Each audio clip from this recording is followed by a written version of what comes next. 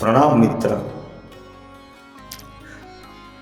कुटिल मनुष्य अर्थात दुर्जन और सज्जन, विपरीत दिशाओं में जलती ज्योतियां, यही शीर्षक आज जो हम सुभाषित की बात करेंगे उसका मेरी दृष्टि में यही ठीक शीर्षक है। सुभाषित देखते हैं, विद्या विवादाय धनम मदाय शक्ति ही परेशान पर पीड़नाय खलस्य साधो विपरीत में ज्ञानाय दानाय च रक्षणाय। दुर्जन मनुष्य अपनी विद्या का उपयोग केवल तर्क वितर्क और विवाद के लिए करता है। इस सुभाषित का अर्थ हम जानते हैं। जैसे मैंने पहले शीर्षक में बोला, ये दुर्जन और सज्जन विपरीत दिशा में जलती ज्योतियां हैं। तो दुर्जन व्यक्ति अपनी विद्या, अपनी बुद्धि का उपयोग तर्क वितर्क वाद विवाद के लिए करता है। अपने धन का उपयोग अपने अहंकार के पोषण के लिए करता है। मदया धनम मदाय, तो वह अहंकारी बन जाता है और अपनी शक्ति का उपयोग वह केवल दूसरों को कष्ट पहुंचाने के लिए परपीड़नाय, दुर्जन को परपीड़न में ही आनंद आता है, सुख आता है। जबकि यही बात सज्जन के लिए ठीक यही बात विपरीत हो जाती है। उसकी विद्या का उपयोग, उसकी बुद्धि का उपयोग अच्छे उद्देश्य के लिए, सत्कर्मों के संकल्प के लिए, सबको साथ लेकर चलने के लिए वह अपनी बुद्धि का उपयोग करता है। उसका धन दूसरों को मदद करने हेतु दानाय, दूसरों को दान देने के लिए, और उसका पराक्रम, उसकी शक्ति, पराक्रम, साहस का उपयोग कमजोरों की रक्षा के लिए होता है। ठीक से समझते हैं, दुर्जन मनुष्य और सज्जन विपरीत दिशा में जलती ज्योतियां। मनुष्य जीवन में विद्या, धन और शक्ति तीनों का अत्यंत महत्व होता है।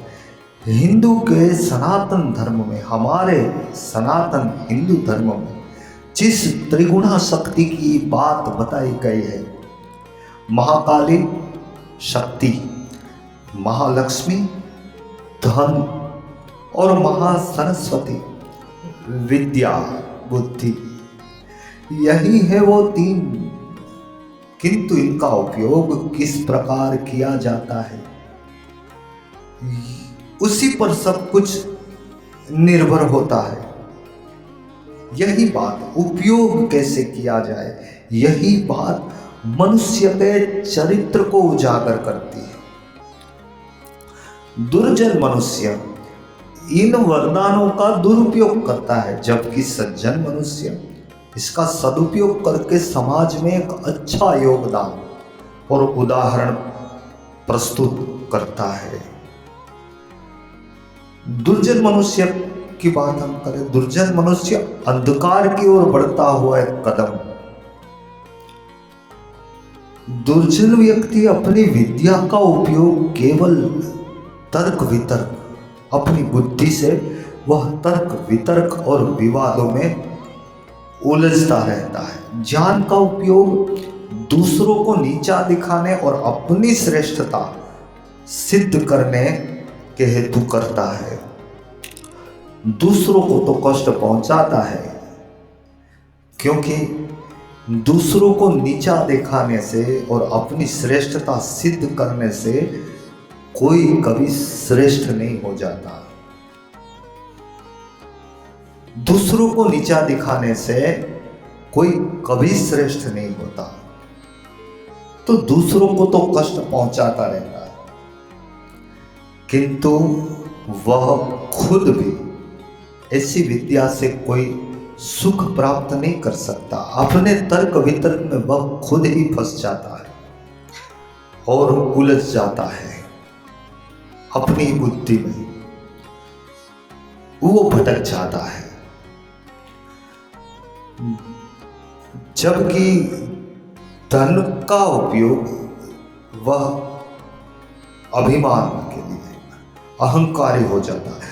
धन एक ऐसी शक्ति है जिसे प्राप्त कर यही दुर्जन अहंकारी बन जाता है। वह धन का उपयोग केवल अपने भौतिक सुख, अपनी लग्जरियस लाइफस्टाइल और दूसरों पर अपनी शान और शौकत दिखाने के लिए करता है। दूसरों को धन की शक्ति से अपने अधीन बनाना चाहता है और अंततः पाता है कि हाथ में कुछ नहीं आया। अंततः वह निराश और विषादग्रस्त हो जाता है। तीसरी हम शक्ति की बात करें तो शक्ति का उपयोग दुर्जन व्यक्ति दूसरों को दबाने के लिए, रौफ जमाना है, शोषण करने के लिए और उन पर अत्याचार करने के लिए करता है। परपीड़न में उसको आनंद आता है। अत्याचार करता है, कमजोरों को डराता है, उनका शोषण करता है और अपनी शक्ति का प्रदर्शन करना उसका स्वभाव हो जाता है। परपीड़न में ही उसको आनंद आता है।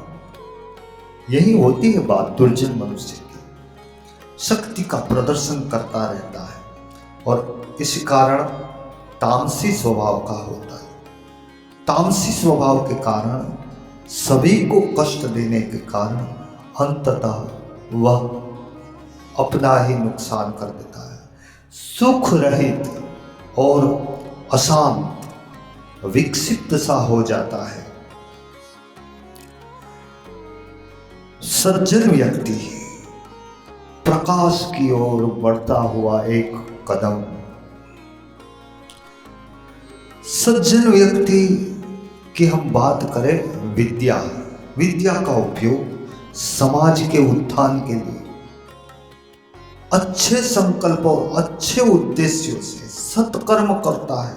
समाज के उत्थान के विषय में, दूसरों के कल्याण के लिए वह अपनी बुद्धि और अपने विद्या का उपयोग करता है। वह अपनी बुद्धि को लगा देता है सत्कर्मों के लिए, समाज के उत्थान के लिए। ज्ञान का प्रकाश फैलाकर लोगों को शिक्षित करता रहता है। सबको जीवन में सही मार्ग मिले, वह सही मार्ग दिखाता है सबको और यही सोचता रहता है कि सब सही मार्ग पर चले, सबके सुख के लिए। और इस बात के साथ साथ वह अपने ज्ञान में भी अच्छे अनुभवों से वह अपने ज्ञान में वृद्धि करता रहता है। मनुष्य योनि में इस पृथ्वी लोक की इस यात्रा जन्म को एक अवसर बना लेता है और अपने अच्छे कर्मों से वह संतुष्ट हो जाता है। धन की बात करें तो धन का उपयोग सज्जन व्यक्ति दान देने के हेतु, जरूरतमंदों की सहायता वह करता रहता है, दान पुण्य करता रहता है। समाज के विकास के लिए वह अपना धन लगा देता है। दूसरों के कल्याण के लिए वह अपने धन का सदुपयोग करने में झिझकता नहीं। सज्जन व्यक्ति होता है, उसका मुख्य उद्देश्य होता है कि मेरे पास जो धन है ये उपयोग की वस्तु है, सबके काम आए। दूसरों को सुखी करने के स्वभाव के कारण वह अंततः महासुख को अनुभव करता है। तीसरी शक्ति की बात करें, शक्ति का संरक्षण। सज्जन व्यक्ति अपनी शक्ति का उपयोग कमजोरों की रक्षा करने के हेतु और अन्याय के खिलाफ लड़ने के हेतु वह अपनी शक्ति का उपयोग करता। दूसरों को सहारा देना और समाज में न्याय स्थापित करना, व्यवस्था स्थापित करना उसका कर्तव्य होता है। अंततः ऐसा सज्जन व्यक्ति समाज में खूब मान प्रतिष्ठा प्राप्त करता है और सुखी हो जाता है। तो इस सुभाषित में हम निष्कर्ष की बात करें तो सज्जन मनुष्य और दुर्जन मनुष्य, इसके जीवन में विद्या, धन और शक्ति का उपयोग बिल्कुल विपरीत दिशाओं में होता है, यही देखा जाता है। कुटिलता अंधकार की ओर बढ़ती है, जबकि सज्जनता प्रकाश की ओर। सच्चा सुख और सार्थक जीवन उसी को प्राप्त होता है जो इन वरदानों का सदुपयोग करके समाज में सकारात्मक बदलाव लाने के विषय में सोचता है। यह सुभाषित हमें बताता है कि हमें सदैव सज्जनता का मार्ग अपनाना चाहिए, क्योंकि यही मार्ग प्रकाश की ओर ले जाता है, यही मार्ग सुख का मार्ग होता है। अपनी क्षमताओं का उपयोग हमें सबके कल्याण के लिए, समाज की उन्नति के लिए, समाज के अच्छे के लिए करना चाहिए। अंत में मैं हिमांशु दवे आपको प्रणाम करता हूं और प्रार्थना करता हूं कि मेरी इस चैनल को आप सब्सक्राइब करें। ये वीडियो आपको अच्छा लगा हो तो लाइक करें, इस वीडियो को शेयर करें अपने सोशल नेटवर्क पर, नोटिफिकेशन बेल को ऑन कर दें ताकि मेरा वीडियो आपको नियमित रूप से मिलता रहे। धन्यवाद।